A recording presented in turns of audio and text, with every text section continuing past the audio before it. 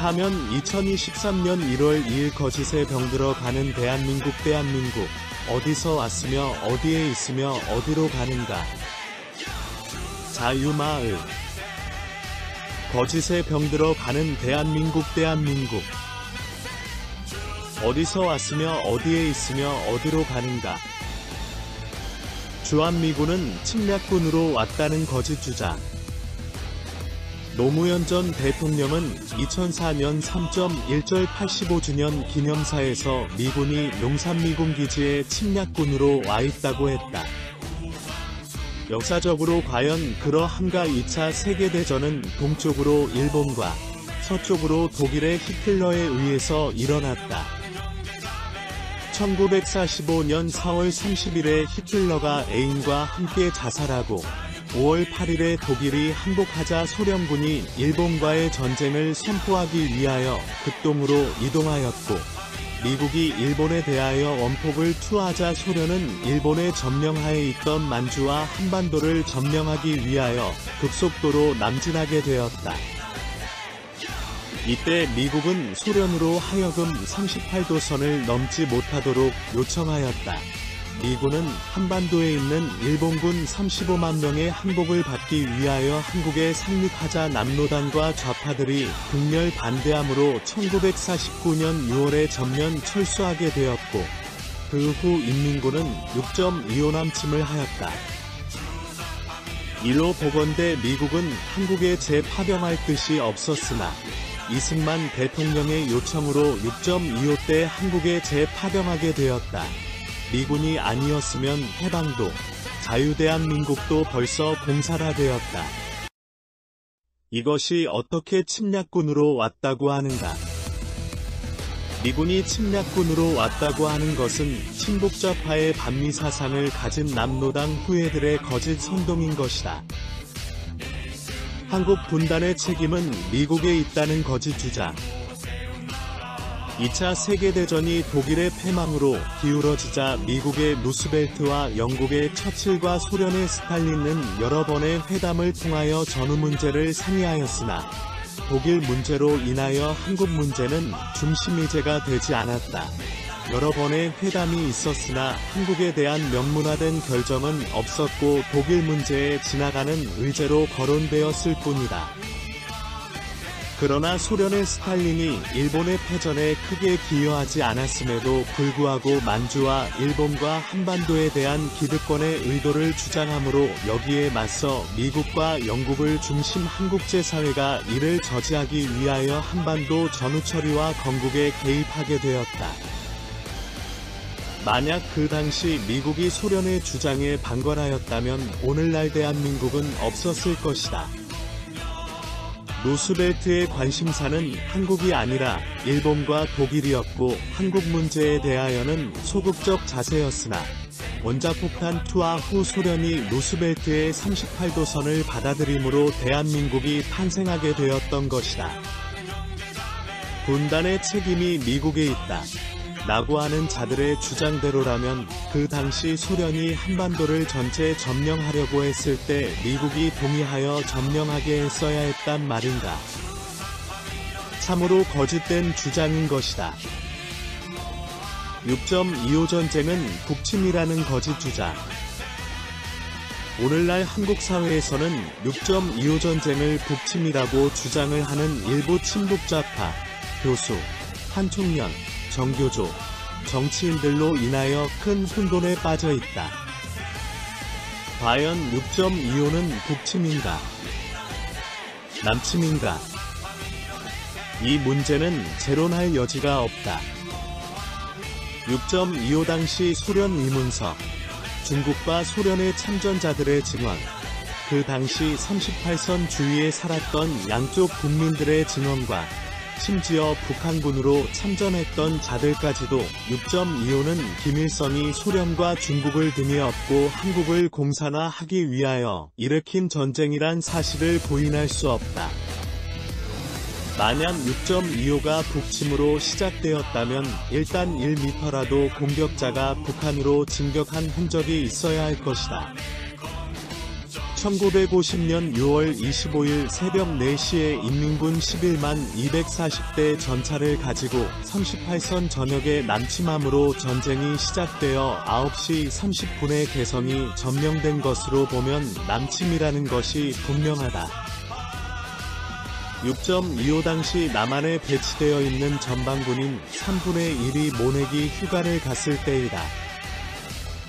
어떤 사람이 전쟁을 한다고 하면서 군인을 휴가 보내는 자들이 있겠는가.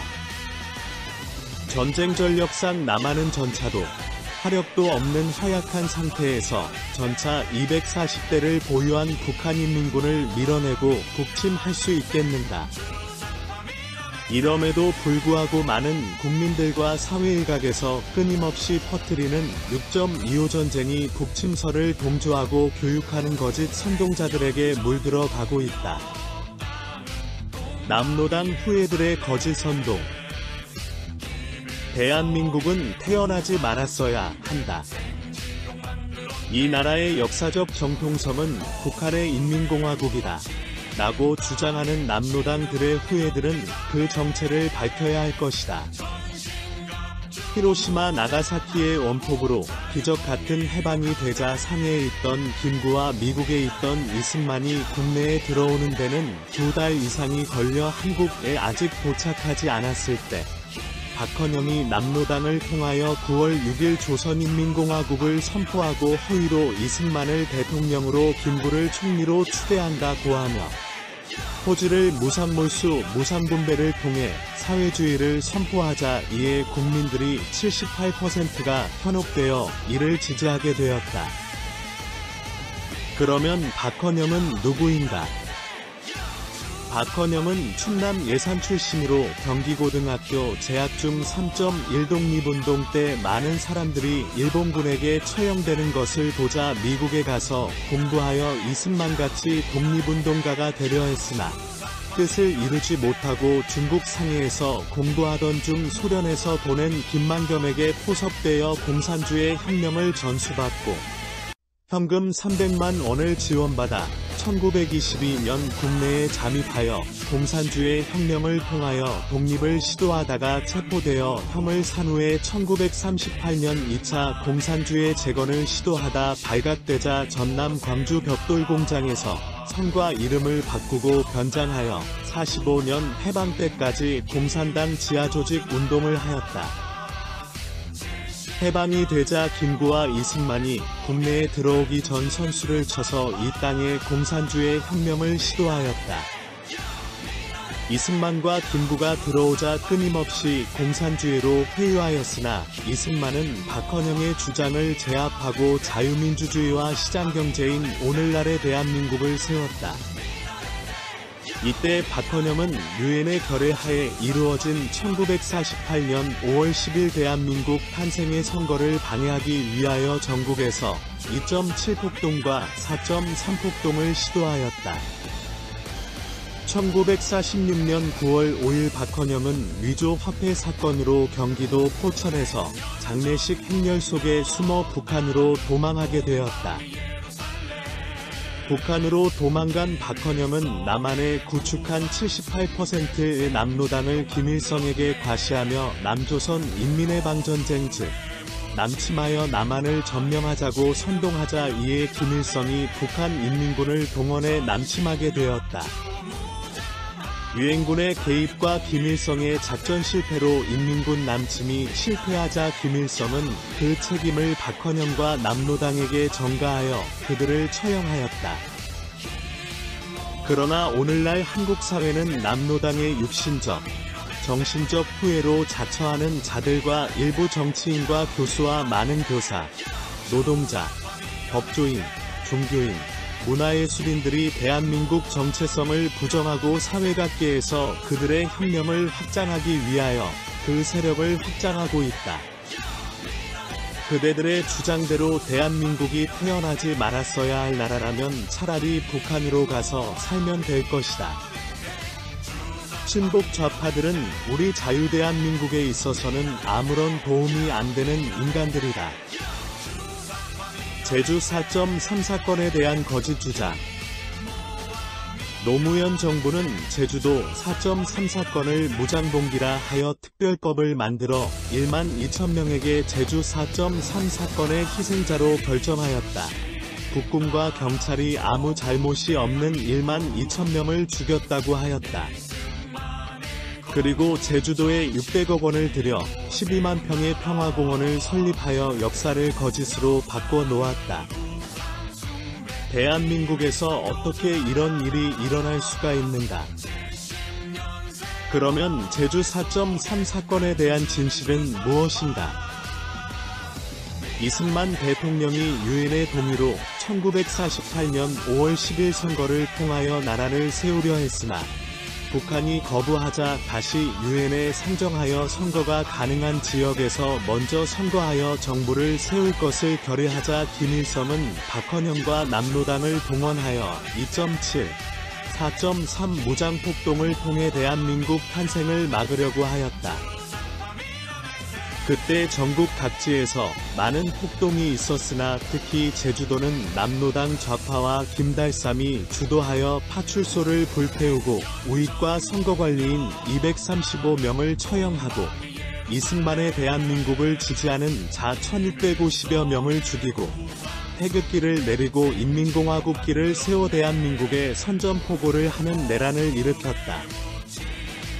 이에 이승만 정부는 제주도 내란을 진압하기 위하여 여수에 있는 14연대 한 개 대대를 파송하려고 했으나 14연대 안에 좌파 남로당원의 반란으로 여수, 춘천의 반란이 일어났다. 그 후에 대전에 이 연대를 제주도에 보내서 빨치산의 무장폭동을 진압하게 된 것이다.